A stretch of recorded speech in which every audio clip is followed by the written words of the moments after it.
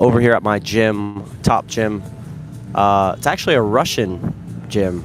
I might be the only non-Russian here. It's cool though. And I guess today I want to talk about mindset, the importance specifically of showing up even when you completely don't feel like it. Now, let me show you guys the view real quick. Check it out. Pretty fire. I mean, honestly, I can be very sick, but there's no reason to not be grateful for life. Looks like we got a really good sunset, but the problem with being sick is I always want to work. I always want to grind. I always want to do the most I can do, even when I don't feel like it. And I think that's the reason why I am where I am now, which is being able to run my own business and live in Bali and do cool things and live a life that most people, I would say, would want to live. I'm not trying to gas myself up, but the number one reason why I'm here today is because I don't let my mind and body control me. I try to have, I don't have complete control, but I try to have complete control over my mind. And I woke up today and I was feeling sick, mentally probably the worst I've felt since I've gotten to Bali. I've actually been really happy. Like, Bali has been so amazing. But, of course, things happen. No sleep, throwing up all night, just feeling awful. And I've had worse Bali belly than this, but definitely a momentum killer. And I had a choice today. I was in my room and I had every excuse to just sit down, lay down, stay on my phone and derp. But I decided that what better opportunity than today than to go and actively recover. To shoot my live stream even when I don't fucking feel like it. To go to the shisha coffee shop, drink a little caffeine, edit some videos with a friend. To go get things done, like get a haircut. I need to get a haircut. After this, I'll get one. Do things that don't really require, like, you don't have to be completely unproductive when you're sick. And literally, like, I feel like puking right now. And I find that I see a lot of people who are so, They are so obsessed with how they feel that they never get anything done. And they overthink everything. And most of the people in the world will tell you that, hey, you could just take a day off, just relax, just do nothing. But they won't tell you that in order to become successful, you have to be able to fix your mindset and you have to be able to push through shit you don't feel like it. So that's what I'm doing today. Bali belly, food poisoning, worst I've had in a long time, and just sending it, just having a fantastic day regardless. So maybe I could do like a 5 mindset tips. I've never done this before. I've never talked about mindset. And by the way, I'm at like a little public gym, but it seems no one cares. I don't think anyone's even looked at me once. And I was overthinking this whole thing, thinking like, I think everyone's going to like judge me and, oh my God, I'm going to pull out my camera in the gym. And I was completely overthinking it. And check it out. It's fucking beautiful view. It's insane, bro. And then there's an ice bath here as well.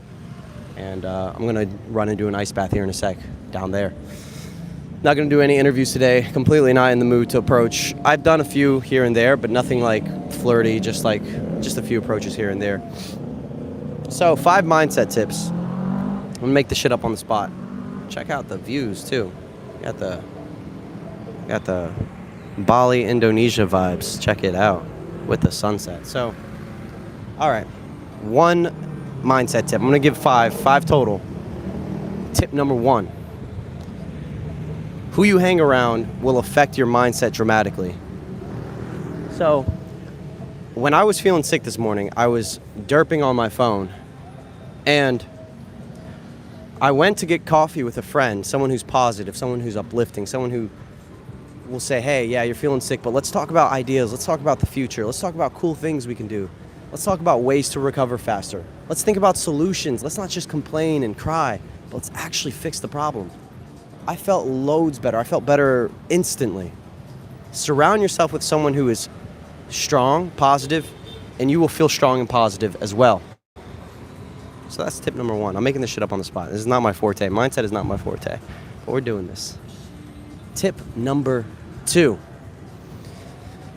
I think distractions are what destroy your mind. So I noticed that when I was at home and I was feeling sick, I dove into my phone. That was the first instinct. I'm just going to lay around, get on YouTube Shorts.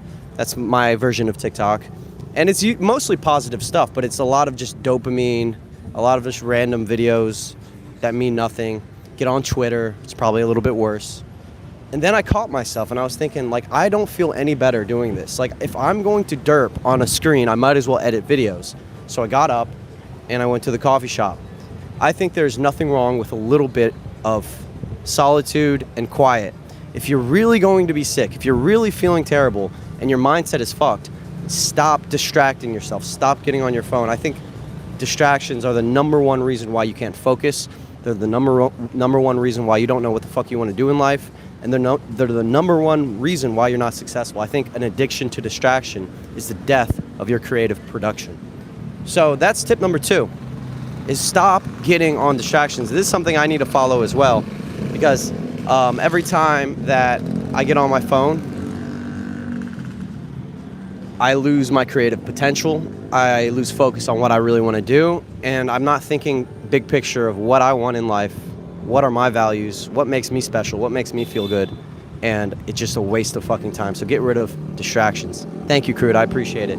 I think I'll be good by tomorrow. I feel 10 times better. I've puked out most of it, and I think I'm going to be good in a sec. So, yeah. Shit, I had tip number 3, but I forgot it. I had it in my mind, locked and loaded. Tip number 3. Fuck, I don't remember. All right, we're going to go with the flow here. Yo, love your videos. Help me with talking to strangers. Awesome, man. Yeah.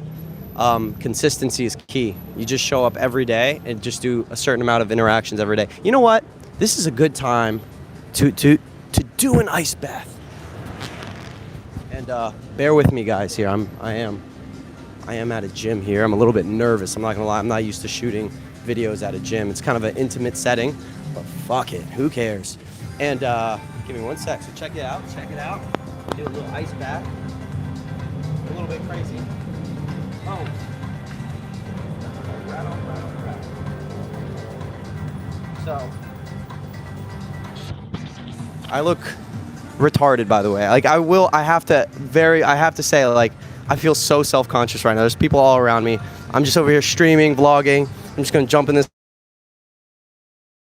Fuck it. All right, hold on. That right there. Check it out. The ice bath. Oh, this is gonna wake me up. Can't drop my phone.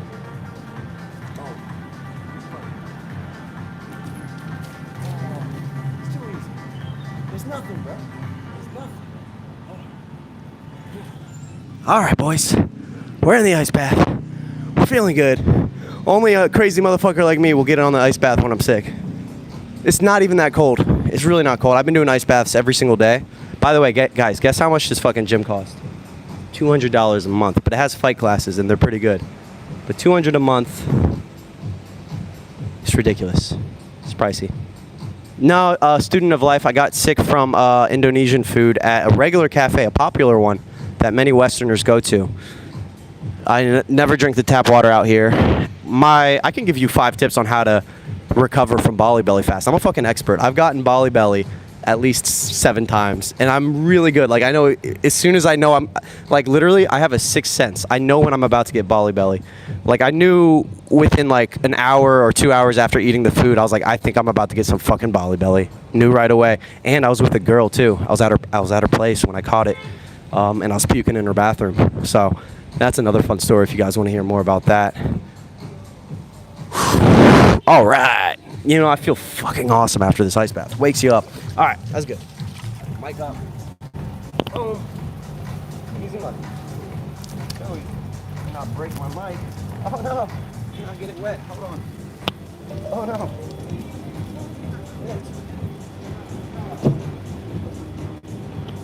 Hey man, we're in Bali. We're allowed to do influencer things out here. Shout out to all 9 of you guys. All right, I feel great. So now I'm wide awake. Huge emotional.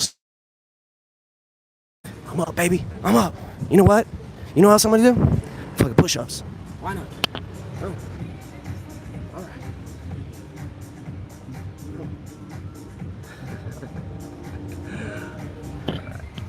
Cool. I'm gonna do 100 push-ups during this stream to show that you can be sick and still do it. It's all good.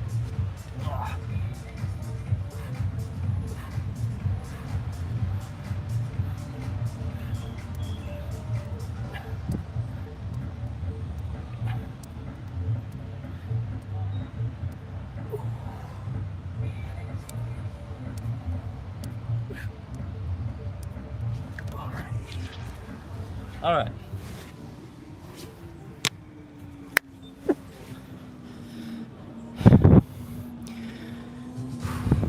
Tip number 3. The power of your mind. Now, I want to really emphasize and stress this. Your mind is so capable of feeling amazing. And I would argue that being sick with a bad mindset and feeling negative and dwelling on it and telling yourself over and over, I'm sick, I feel like shit, I'm sick, actually makes you more sick than usual. So now,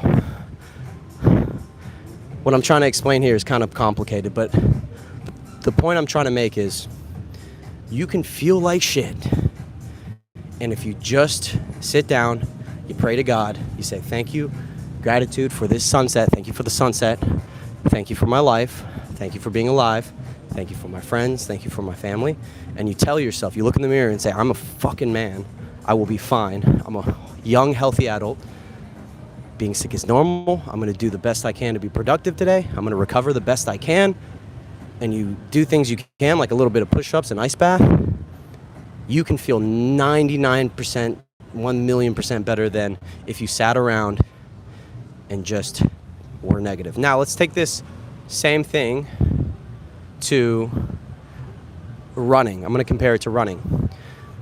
If you tell yourself, and you go on a run, a long distance run, because I used to do marathon running, you tell yourself, I know I don't look like it, I'm a little bit chunkier now. If you tell yourself, I am not able to run 5 miles,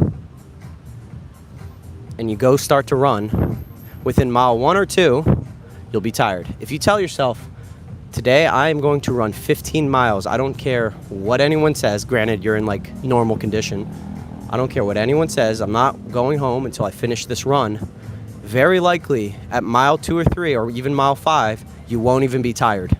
You'll just keep on going. What you think is possible, how you think about yourself and how you feel about yourself, and the negative thoughts in your mind are more important than reality sometimes. I, today, have been battling my mind. I have been thinking, oh, I'm sick. Oh, no, I'm going to lose momentum. I shouldn't have ate that food. Why was I hanging with that girl last night? I was up all late. I'm spending all this money, blah, blah, blah, blah, blah. As soon as I caught myself in this negative loop, I realized that there's no need to be caught up in negativity. You can fix the problem fast. All right, guys, 13 minutes in. I have to do 30 minutes. I really want to emphasize how ridiculous this is that I'm doing a live stream on the top of this balcony. There's like 10 people around. No one's talking to each other. I feel so out of place. And typically when I'm in a more public setting doing this, I'll like go to the beach and I'll do interviews and I'll start to get out of my head and I'll kind of feel like, yeah, this is fucking awesome. I think this is just going to be me in my head for the entire live stream because that's just how it is. So that's tip number 3. How you feel about your mind. The power of your mind is more important than reality. Wow, I will say though, that ice bath really did help with how I feel. Like that instantly gave me energy. I feel amazing now. Hey Nico, what are you doing there in Bali? Right now, I am scaling my business. Bali's a really good place to, number 1, be healthy even though I'm sick. Granted, you don't catch Bali belly. Number 2, network with other people, like-minded people who are working on business. And then number 3, what's number 3?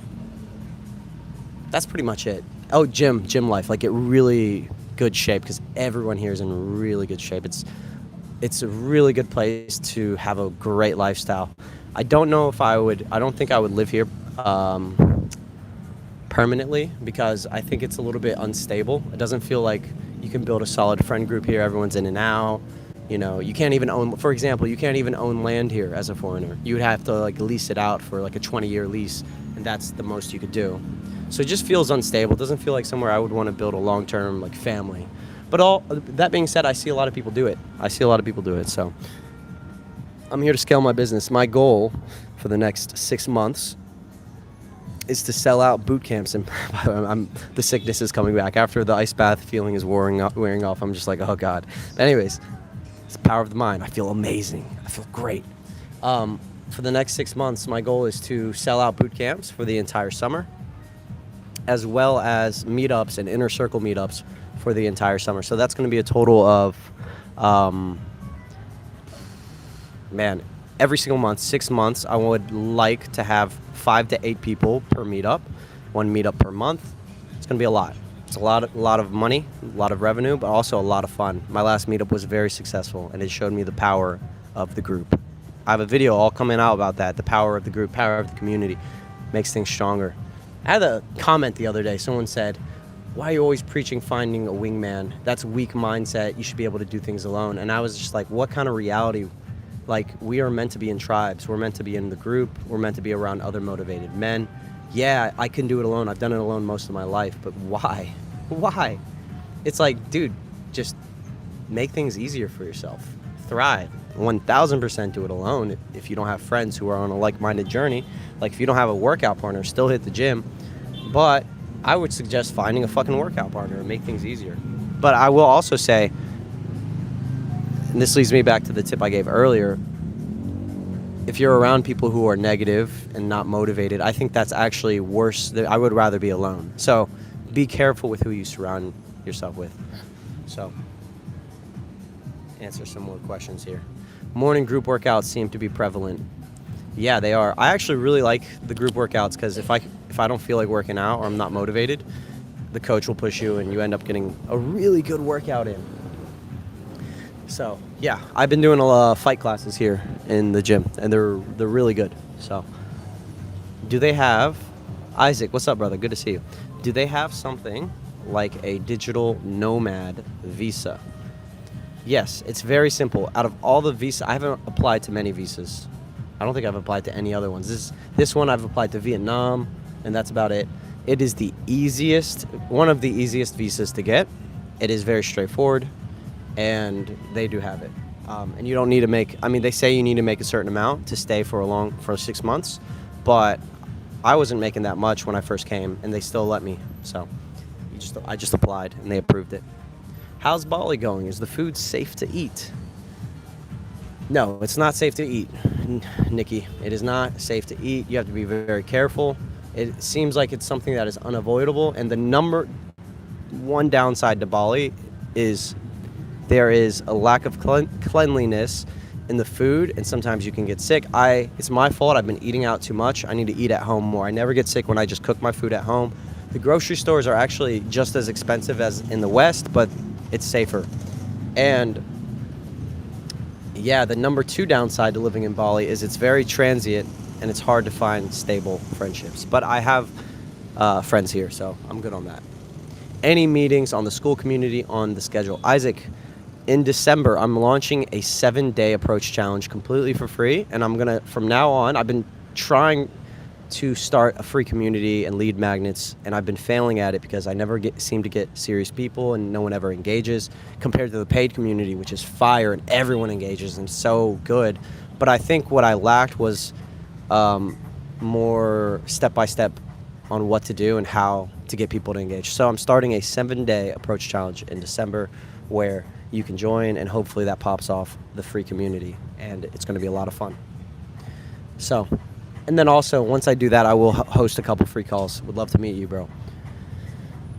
All right. Ugh. Let's see, show you guys the view real quick. I'm starting to get a little bit less in my head. Just stop caring as much. So you know what? It's all in your head, bro. Who cares? Worst they can do is tell you to stop. And we're having a good time. Do more push-ups. It's going to be good. Right. Easy money. money. I feel good, feel strong.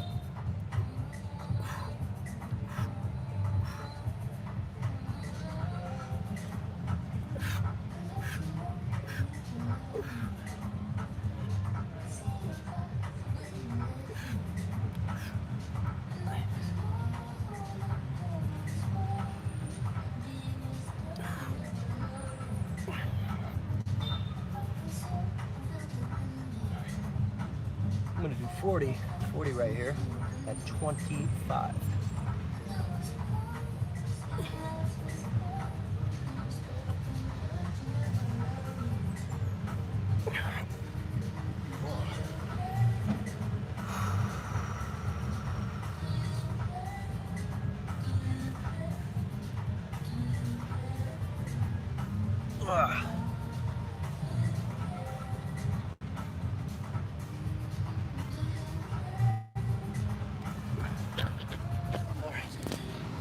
So,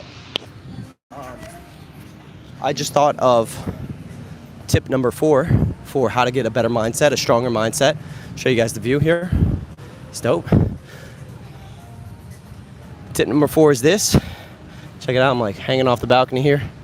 Tip number 4. So, when I was going through really hard times in my life, I was living with very toxic people back years ago. And I was working in a very toxic work environment. The only way I was able to stay strong mentally was to listen to podcasts and kind of get a shield around my energy by consuming lots of positive information. So what I would do is I would put on things like David Goggins, Owen Cook, Top G, like him or hate him, he has a good mindset. And I would listen to these things while going through all the negative emotions of a toxic work environment, living in a really toxic household. And for a brief moment, I would have a clarity in how I should be feeling. I would have clarity in my goals. I would have clarity in my mind. And I would kind of see the light at the end of the tunnel, like, okay, everything's going to be fine. But it was a very constant process of just having to remind myself of these positive things. Like, if you can't get in the room with positive people, the next best thing is reading books and listening to really valuable podcasts, not just watching random shit on the internet, not watching movies either. Consume your time with positive things, positive sources. Eat the right foods. If you don't have control over your environment, you damn sure have control over what you listen to and what you eat. So that was what I did. That's tip number 4, which is you got to start to create a force field around your energy. And even though I was in a toxic work environment, I did my best to distance myself from the people who were negative. And even though I was in a toxic household, I did my best to sort of set boundaries and safeguard my energy. So that got me through a tough time. And then when I finally got out of it, my momentum and my mindset got just doubled, quadrupled, and I just felt amazing. And life really took off. And I'm thinking about 2023 is when this happened. And I found a mentor, and I just was trying my best to surround myself with positive people. You have to safeguard your energy. You have to kind of create a force field every day. You can meditate. You can listen to something positive. Gratitude journaling is huge. Every day I would walk outside, would go for a run. And it's harder when you're around negative people, but it's necessary. What are the key limiting beliefs and habits that are preventing you from achieving the next level of success in your business, your approach game, and your connection with women? All right, that's a great question, Isaac. That's a G move. Oh, on the past. Well, I can tell you right now, in the past, I'll answer both. I'll answer first in the past, the key limiting beliefs that are preventing you from achieving the next level of success in your business and your approach game. So in the past, it was consistency. I never stayed consistent with any business idea I had. I would give up within a month or 2 or 3, and I never made a plan to monetize. When I finally said, okay, I'm gonna do YouTube, and I'm going to show up like I am now, even when I'm sick, every single week for the next 5, 10, 20 years. I have a clear vision of what can be possible, and I'm just up and Number two, I'm going to treat this like it's a business. I'm purely doing this for money. I'm not doing this. It's not my passion. It is my passion, but you get the point. Like, I'm not just doing it because it's my passion. I'm showing up because I want to be successful on YouTube. And then within 5, 10, or 20 years, I'll hope it pops off. I was willing to do it for the rest of my life to know success if I had to. Just to show up day in and day out and try new things. And always, I mean always, think about how the fuck do I make money doing this? What is my path to monetization? Not hoping someone or God will figure that out for me. I had to make it a very clear path to monetization. So that was what held me back in the past. Was I wasn't consistent and I wasn't thinking realistically about how the fuck this could monetize. So you gotta have, before you even post any videos on YouTube, before you even start a business, you should have a clear idea of how you can monetize. You don't have to plan out every single fucking step, just the first couple steps. But you have to have a clear path for monetization. On my approach game, I put a lot of energy into approaching women in the past, and I had a lot of success in it, more so in business in the past. And I think the number one thing that held me back again was the consistency. I mean, it's funny, it's kind of like, I feel like that's the answer to most people's questions is consistency. But what else held me back? I think volume. I never really hit it the fuck up in the past. Not like I do now. Like now, I'll do 100 approach challenges. I really test new things out.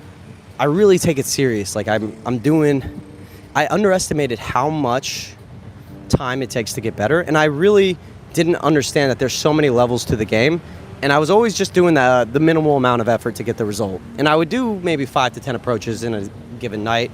Now I treat it like it's my fucking mission to get laid if I had to. But yeah, in the past I just didn't hit it as hard, man. I just was like, it's like when you go to the gym with your friend and you know you're not really working out hard, you're just doing a little bit. Now when I go to the fucking gym on a good day, I'm burning out. I'm doing the most, I'm sweating profusely, and I'm sore the next morning. Now when I go out and approach, I do it like my life depends on it. I do it like I mean it. Now, I really like this question, what you just said. You said, by the way, check out the vibes here. Beautiful, beautiful sunset today. Very nice. So, my connection with women.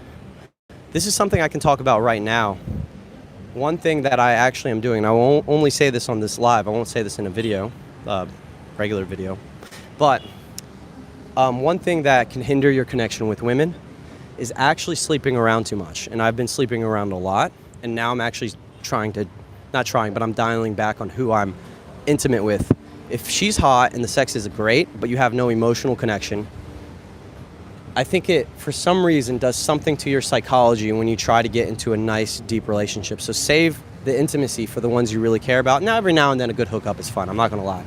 But when you get to a level where you're able to pull and you have abundance with women, being more selective with who you chase and who you pursue to have sex with will ultimately, I think, build your connection with women, and you'll treasure it more and you'll appreciate intimacy more with the ones that actually matter. So that's kind of where I'm at in the phase of my life. So as far as the business now, what's preventing me from scaling and limiting beliefs, I think I have gotten rid of most of it, but I think I should still charge more. I'm upping my prices to $3K soon for my inner circle. And that, it's hard for me to ask for $3K, but I know my worth, and the fucking meetups are fire, and I have all the proof behind it. And my approach game now, honestly, my approach game is fucking solid. It doesn't show in the videos like it doesn't in real life when I'm out in boot camp. I've done everything possible to level up my approaching. That's for damn sure. I think the number one thing now holding me back from getting better is my health. And I've actually been working a lot on that as well, despite being sick. But I'm dialing in. I notice as soon as my health gets good, I can approach much better. Great question, Isaac. You're a fucking G. How do you deal with confusion? I can't select between things, and that leads to nothing. How do you choose between 2 or more good options? So, that's a great question. Before I answer it, I'm going to do some push-ups. I want to do 40. Yeah, crude, YouTube is my full-time, brother. It's all I fucking do. All I do, bro. Let's finish up the push-ups. Let's get 40 more in. Let's get it, bro. 6, 7, 8, 9, 10. That's a good question. I'm thinking on how I'm going to answer that. It's a tough one.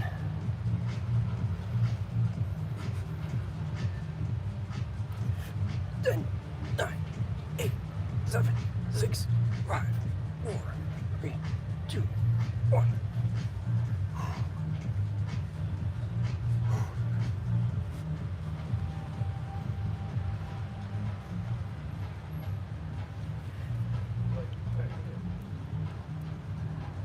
Six.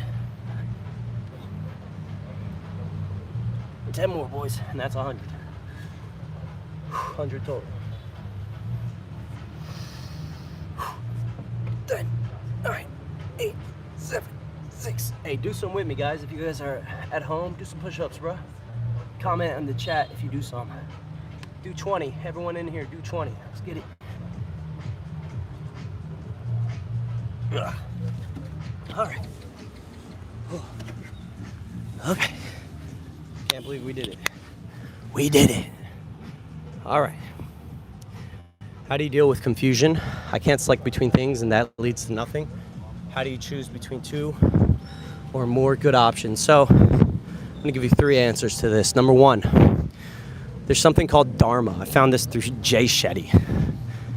And very often what you're supposed to do is very fucking obvious, but there might be limiting beliefs or fear behind doing it. So one book I recommend reading or listening to is Russ's audiobook. Very inspiring. It took him 10 years to take off and he did it. I forget what it's called, but just put Russ, R-U-S-S, audiobook. Amazing listen. It's only like an hour and something. And it brought me to tears the first time I listened to it. I was bawling because just like I wanted it to work so bad, but it wasn't. And yeah. So I always knew I wanted to do YouTube and create content. My whole life I've been creating. I just didn't know how I would monetize. And I bounced around from different channels and different things.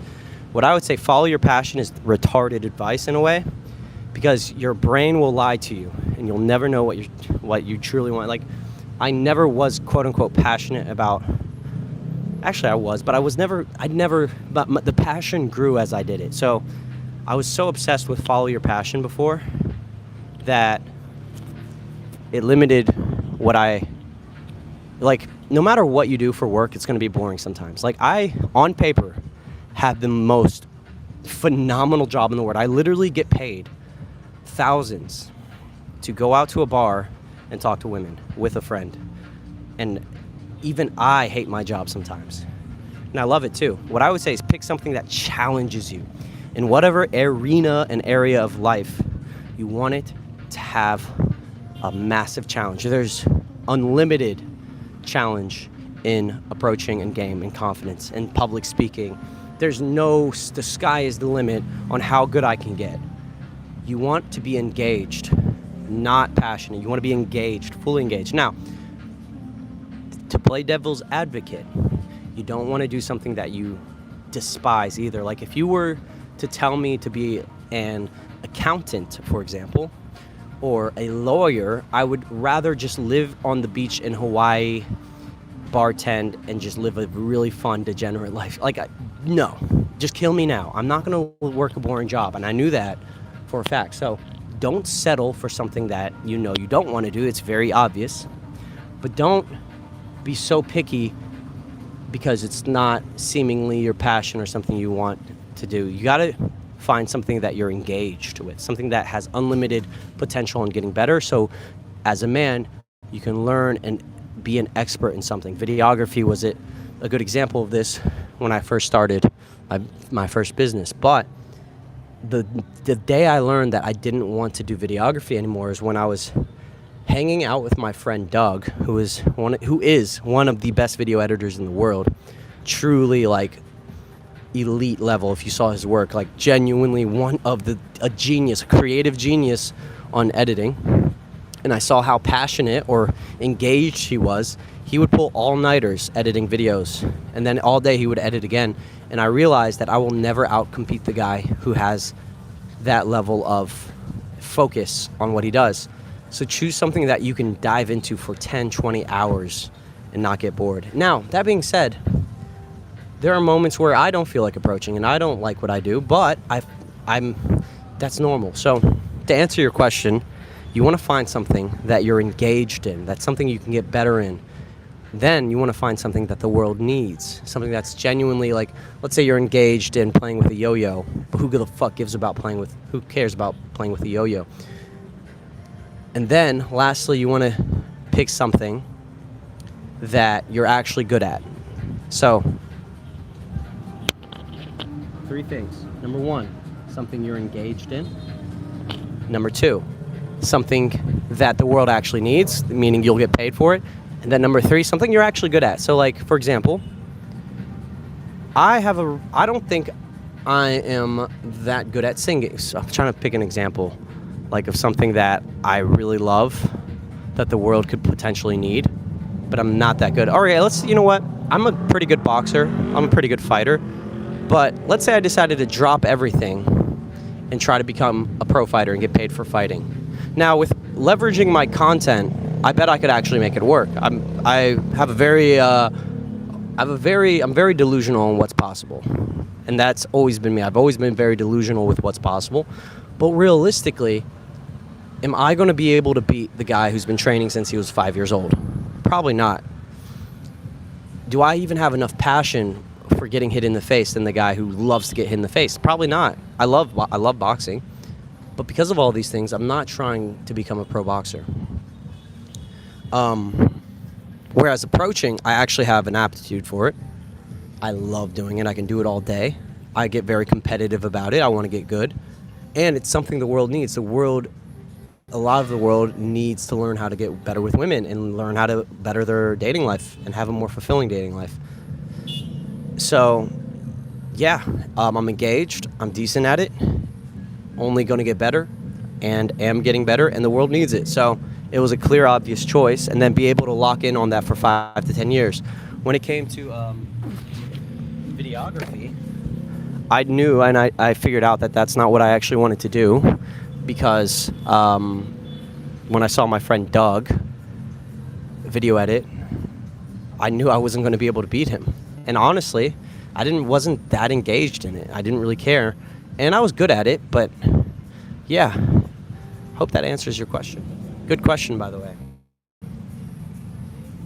And let me see if there's any other way I can... I mean, what my mentor would say is, you just got to pick something. Like, at the end of the day, you just got to pick something.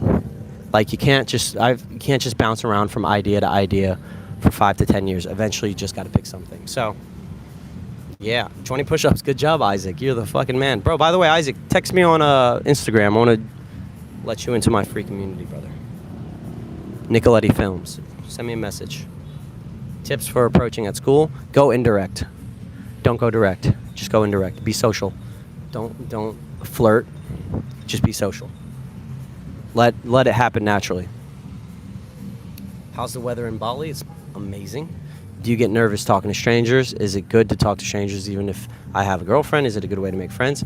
Nikki, I would focus more on networking and social circle, like building a really robust, fun social life so that, God forbid, you ever get into a breakup, you'll still have this robust, fulfilling social life. So don't focus on, just focus on building social circle, being social in general, and getting into a nice social flow state. And I think it's amazing to talk to strangers. And then networking, business networking. Like your new arena, when you have a girlfriend, the new arena for building your social skills is going to be in like the business world and like building your charisma. Like if I got a girlfriend, I would just double down on my speaking abilities. Because you need to challenge yourself socially. You cannot just let go of that. Then she'll lose respect for you. You'll lose respect for yourself. Like you have to always have an arena where you're becoming more confident. All right. Dang, dude, we did it, boys. With Bali Belly. It's crazy. I'm 26 and this is relatable. Shout out to you, Crude. Thank you for the advice. It means a lot. No problem. Book name is It's All in Your Head by Russ. Yes, listen to that book. Amazing book. And then also, listen to Owen Cook's most recent video, Owen Cook Free Tour. It's the single biggest failure in a man's life. That video will help you so much. It is. I wish I had that video 10 years ago. So, guys, let me stand up real quick. There's a really beautiful girl behind me. I'm going to approach right after this live stream. Thank you so much for tuning in. We did it. We did the ice bath. We did 100 push-ups. We did it with Bali Belly. I feel 10x better than when I started. I hope you guys enjoyed the live stream. I'll see you in the next one. Peace and love. Shout out to everyone who made it. Peace, guys. I'll see ya.